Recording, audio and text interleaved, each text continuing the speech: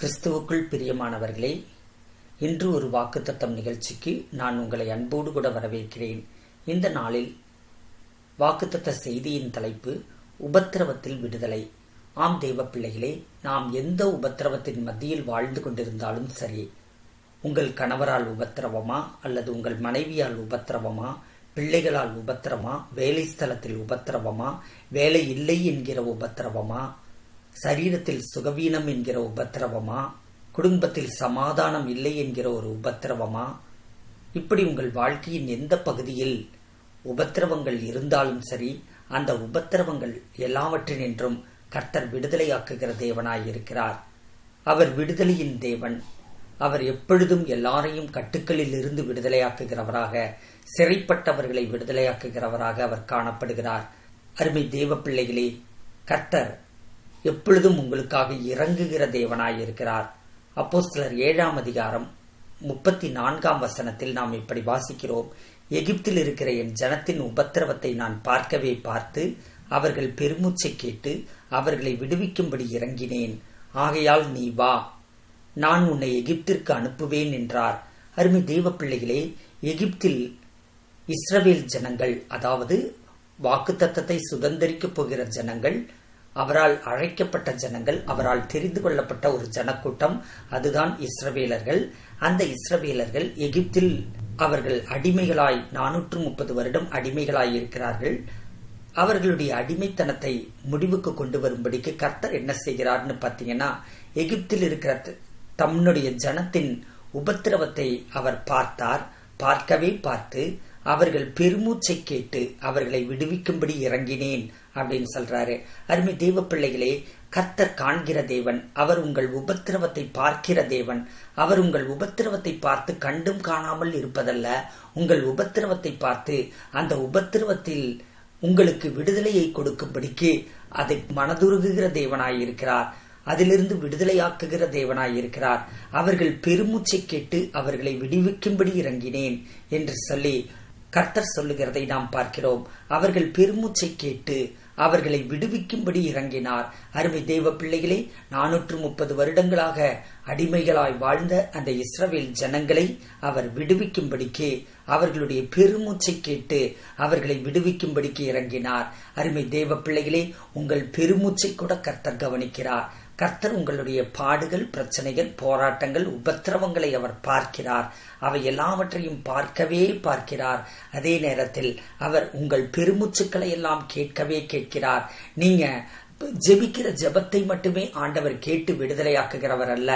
எங்கெங்க நான் ஜெபிச்சுக்கிட்டே இருக்கிறேன், மாசக்கணக்கா ஜெபிக்கிறேன், வாரக்கணக்கா ஜெபிக்கிறேன், அல்லது வருடக்கணக்கா ஜெபிக்கிறேன், இன்னும் எனக்கு அற்புதம் நடக்கல, ஆண்டவர் எனக்கு இன்னும் பதில் கொடுக்கல அப்படின்னு நீங்க சில விஷயங்களுக்கு நீங்கள் சொல்லிக் கொண்டிருக்கலாம். ஆனால் கர்த்தர் உங்கள் ஜெபத்தை கேட்கிறவர் மட்டுமல்ல, உங்கள் பெருமூச்சை கூட அவர் கேட்கிற தேவனாயிருக்கிறார். அவர்களுடைய பெருமூச்சை கேட்டு அவர்களை விடுவிக்கும்படி இறங்கினார் என்று சொல்லி நாம் பார்க்கிறோம்.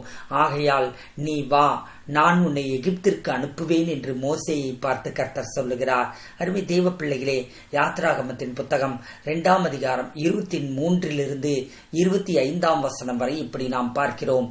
சில காலம் சென்ற பின் எகிப்தின் ராஜா மரித்தான். இஸ்ரவேல் புத்திரர் அடிமைத்தனத்தினால் தவித்து முறையிட்டுக் கொண்டிருந்தார்கள். அவர்கள் அடிமைத்தனத்திலிருந்து முறையிடும் சத்தம் தேவ சந்நிதியில் எட்டினது. அருமை தேவ பிள்ளைகளே, சில காலம் சென்ற பின்ன இங்க யோசேப்பை குறித்து சொல்லப்படுகிறது. சில காலம் சென்ற பின்பு யோசேப்பின் நாட்களில் இருந்து அந்த எகிப்தின் ராஜா அவன் மரித்து போய் விடுகிறான். அந்த பார்வோன் மரித்து போய் விடுகிறான். அதுக்கப்புறம் இஸ்ரவேல் புத்திரர் அடிமைத்தனத்தினால் தவித்து முறையிட்டுக் கொண்டிருந்தார்கள். அவர்கள் அடிமைத்தனத்திலிருந்து முறையிடும் சத்தம் தேவ சந்நிதியில் எட்டினது. பாருங்க, அடிமைத்தனத்தில் அவர்கள் முறையிடுகிறார்கள்.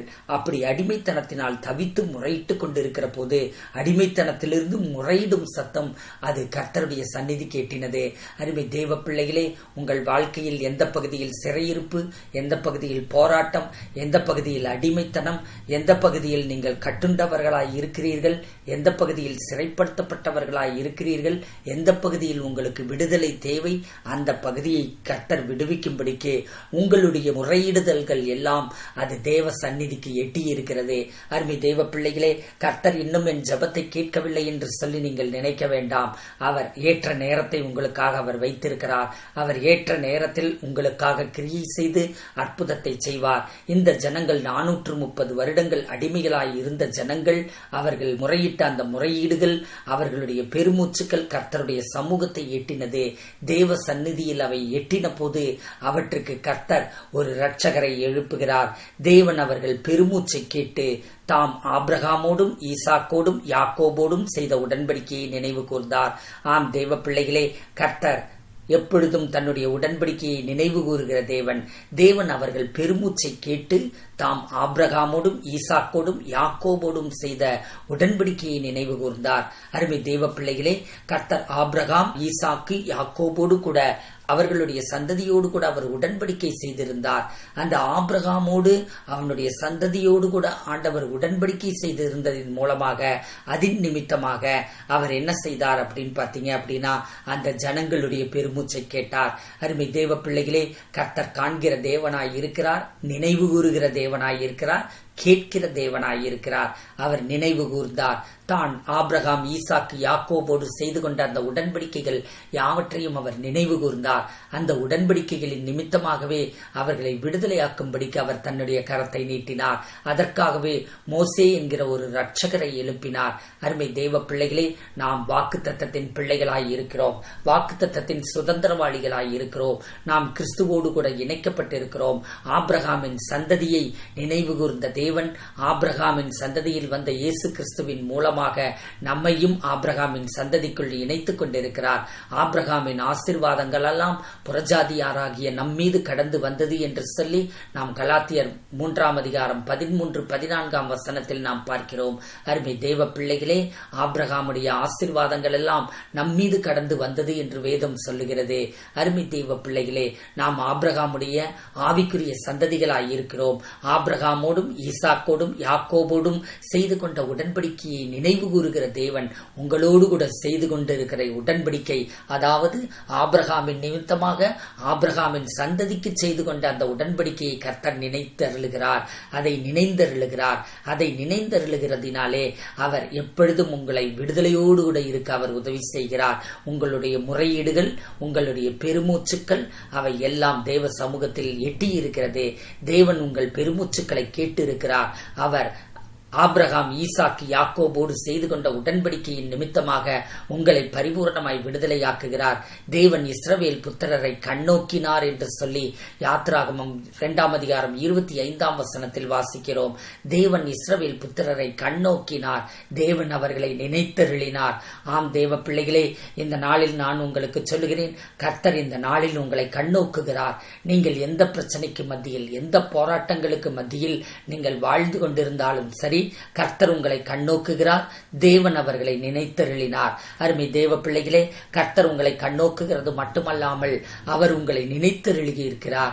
அதனால் எப்படி மோசே என்கிற ஒரு இரட்சகரை எழுப்பி அந்த இஸ்ரவேல் ஜனங்கள் எல்லாரையும் எகிப்திலிருந்து மீட்டு கொண்டு போய் பாலும் தேனும் ஓடுகிற கானான் தேசத்திற்குள் பிரவேசிக்க பண்ணினாரோ, அதே போல கர்த்தருடைய ஆவியானவர் உங்கள் வாழ்க்கையிலும் ஆண்டவர் பெரிய காரியங்களை செய்து உங்களை ஒரு மிகப்பெரிய கானானுக்குள் கொண்டு போய் விடுவார். உங்களுடைய வாழ்க்கை ஏற்கனவே அது பாவத்திலிருந்து விடுதலையாக்கப்பட்டு இயேசு என்னும் இரட்சகரின் மூலமாக கானானுக்குள் கொண்டு வந்து விடப்பட்டிருக்கிறது.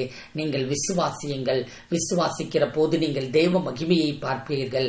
ஏற்கனவே நான் விடுதலையாக்கப்பட்டவன், ஏற்கனவே என்னுடைய வாழ்க்கையின் எல்லா பகுதிகளிலும் விடுதலையை அவர் கொடுத்திருக்கிறார். அப்பப்போ எனக்கு வரக்கூடிய இந்த சின்ன சின்ன கட்டுக்கள், சின்ன சின்ன பாதிப்புகள், சின்ன சின்ன போராட்டங்கள், இது எல்லாத்தையும் உடைத்தெறிகிற, தகர்த்தெறிகிற வல்லமையை கர்த்தர் எனக்கு கொடுத்திருக்கிறார் என்று நீங்கள் விசுவாசியுங்கள். அப்படி நீங்கள் விசுவாசித்து நீங்கள் அந்த வல்லமைகள் எல்லாவற்றுக்கும் மேலாக எழும்பி கர்த்தர் உங்களுக்கு கொடுத்த அதிகாரத்தை நீங்கள் பயன்படுத்துங்கள். அப்படி பயன்படுத்துகிற போது நீங்கள் கட்டுக்களிலிருந்து விடுதலையாகிறவர்களாக மட்டுமல்லாமல் கட்டுக்களை உடைக்கிறவர்களாகவும் விடுதலையாக்குகிறவர்களாகவும் காணப்படுவீர்கள். கர்த்தர் தாமே உங்களை ஆசீர்வதிப்பாராக. இந்த செய்தி ஒரு மிகப்பெரிய செய்தி தான். அதை நான் அடுத்தடுத்து தொடர்ந்து அடுத்த நாட்கள்ல நான் பேசுகிறேன். அடுத்து மோசேயின் மூலமாக கர்த்தர் என்ன செய்தார் என்பதை குறித்து நாளைய தினத்தில் நாம் பார்க்கலாம். இந்த தேவ செய்தி உங்களுக்கு மிகுந்த ஆசீர்வாதமாய் இருந்திருக்கும் என்று நான் நினைக்கிறேன். இந்த தமிழ் பைபிள் ஸ்டடி சேனலை நீங்க சப்ஸ்கிரைப் பண்ணுங்க. இந்த வீடியோவை லைக் பண்ணுங்க, கமெண்ட் பண்ணுங்க, ஷேர் பண்ணுங்க. கர்த்தர் தாமே உங்களை ஆசீர்வதிப்பாராக. ஆமேன்.